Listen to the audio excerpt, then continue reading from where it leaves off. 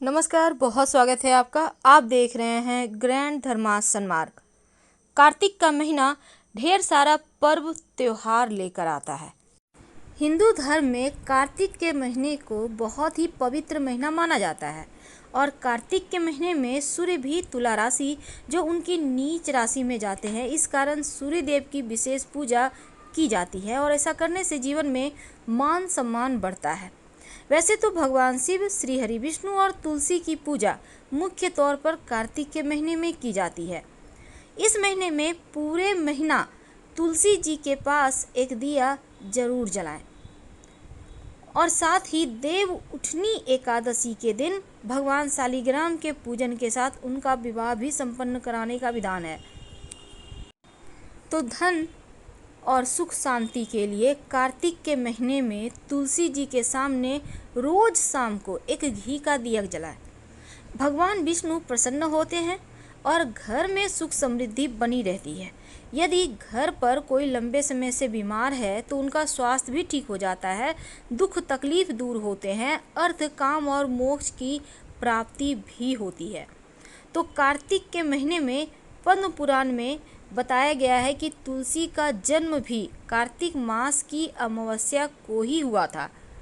तुलसी जो पूर्व जन्म में वृंदा थी और जालंधर राक्षस की पत्नी थी और उनके ही अत्याचारों की वजह से भगवान विष्णु ने जालंधर का वध किया और जो वृंदा थी वो सती हो गई और उनकी राख से जो पौधा निकला वो तुलसी का पौधा था।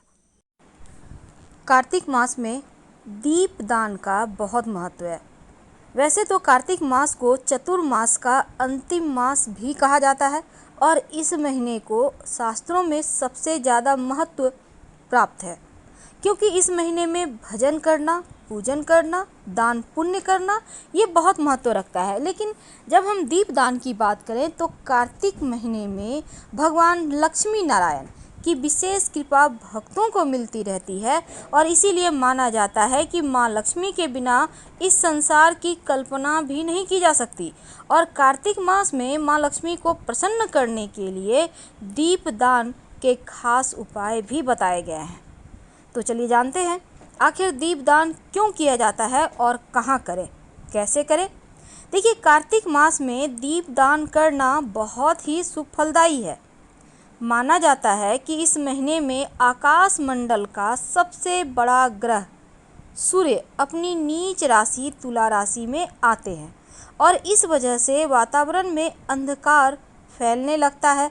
इसलिए पूरे महीने में दीपक जलाने से, मंत्र जप करने से, दान करने से, सुबह सुबह स्नान करने से विशेष पुण्य फलदायी भी है और विशेष सकारात्मक ऊर्जा भी हमें प्राप्त होती है। लेकिन अगर किसी विशेष कारण से कार्तिक के महीने में आप रोज दीपदान करने में असमर्थ हैं तो कम से कम 5 दिन जरूर जलाइएगा दीपक। वैसे तो पूरे महीने जलाना चाहिए। ब्रह्मवैवर्त पुराण में बताई गई है। ब्रह्मवैवर्त पुराण के उत्तरखंड में स्वयं महादेव कार्तिकेय को दीपावली और कार्तिक कृष्ण पक्ष के 5 दिन में दीपदान करने का विशेष महत्व बतलाते हैं। कृष्ण पक्ष में 5 दिन रमा एकादशी, द्वादशी, प्रदोष व्रत जिसको हम धनतेरस कहते हैं, नरक चतुर्दशी और दीपावली, ये 5 दिन बहुत पवित्र होते हैं और इन 5 दिनों में जो भी दीपदान करता है वह सब अक्षय और संपूर्ण कामनाओं को पूर्ण करने वाला होता है। अग्नि पुराण के अनुसार जो मनुष्य देव मंदिर में या फिर ब्राह्मण के घर में या फिर गरीब की कुटिया के बाहर वह दीपदान करता है उसे सब कुछ प्राप्त हो जाता है। पद्म पुराण के अनुसार मंदिरों में, नदी के किनारे और दीपदान अगर आप यहाँ करते हैं तो लक्ष्मी जी प्रसन्न होती हैं और दुर्गम स्थानों पर दीपदान करने से, भूमि पर दीपदान करने से व्यक्ति नरक जाने से बच जाता है। अगर आप स्थिर लक्ष्मी की प्राप्ति चाहते हैं तो पद्म पुराण में एक वर्णन आता है, जो व्यक्ति पास के किसी भी मंदिर में, नदी के किनारे, सड़क के किनारे दीप जला देता है उसे सर्वतोमुखी लक्ष्मी प्राप्त होती है। तो कार्तिक के महीने में प्रतिदिन 2 दीपक आप जरूर जलाएं। एक तो आप अपने घर में श्री हरि नारायण के सामने और दूसरा पास के किसी भी शिव जी के मंदिर में। ये 2 दीपक जलाना सबसे ज़्यादा श्रेष्ठ है, महत्वपूर्ण है। माना जाता है कि जिसने कार्तिक के महीने में भगवान के सबके सामने दीपदान किया है, उसने संपूर्ण यज्ञों का अनुष्ठान प्राप्त कर लिया है या फिर कर लिया है और समस्त तीर्थों में गोता लगाने के समान फल की प्राप्ति होती है। ब्रह्मवैवर्त पुराण में ये भी कहा गया है कि जो कार्तिक में श्री हरि को घी का दिया जलाता है, उनके सामने या दीप देता है, वह दीपक जितने पल जलता है उतने वर्षों तक हरि धाम में आनंद भोगता है, फिर अपनी योनि में आकर विष्णु भक्ति पाता है। अगर आप कार्तिक के महीने में रात के समय अंधेरा होने के बाद श्रद्धापूर्वक शिवजी के मंदिर में जाकर दिया जलाते हैं या दीप माला अर्पित करते हैं, कम से कम 5 दिया को दीपमाला कहते हैं, तो उनके चढ़ाए हुए दीपक शिवजी के सामने जितना समय तक जलेगा उतने ही 1000 युगों तक स्वर्गलोक में प्रतिष्ठित होता है वह दाता। और जो कार्तिक महीने में शिवजी के सामने घी का दिया जलाता है वह ब्रह्मलोक को जाता है। लेकिन दीपक दान करेंगे कैसे? सर्वश्रेष्ठ दीप दान होता है मिट्टी का। वैसे तो बहुत तरह के दीपक होते हैं, तांबा का, चांदी का, पीतल का, सोना का, लेकिन आप मिट्टी का ही दीपक जलाएं और ये दीपक बिल्कुल नया होगा। मिट्टी का दीपक दोबारा यूज ना करें और मिट्टी के दीपक को कुछ घंटों के लिए आप चाहें तो पानी में भिगो सकते हैं, नहीं तो ऐसे ही ले लें। प्रदोष काल में यानी शाम के वक्त या फिर सूर्यास्त होने के बाद दीपक में आप तेल या फिर गाय का घी डालें, लाल धागे की बाती डालें और अगर आप घी डालते हैं तो लाल धागे की बाती डालें और अगर तेल डालते हैं तो रुई की बाती ले लें। उस दीपक में 1 दाना चावल हल्दी से कलर करके डाल दें और आप चाहें तो गेहूं भी ले सकते हैं 5 दाने।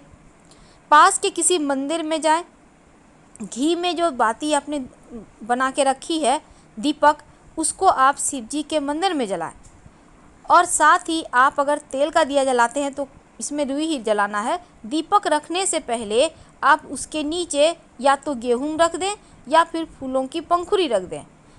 भूल कर भी दीपक को जमीन पर मत रखिएगा, क्योंकि कालिका पुराण में ऐसा वर्णन आता है कि सब कुछ सहने वाली पृथ्वी को अकारण किया गया पदाघात और दीपक का ताप सहन नहीं होता।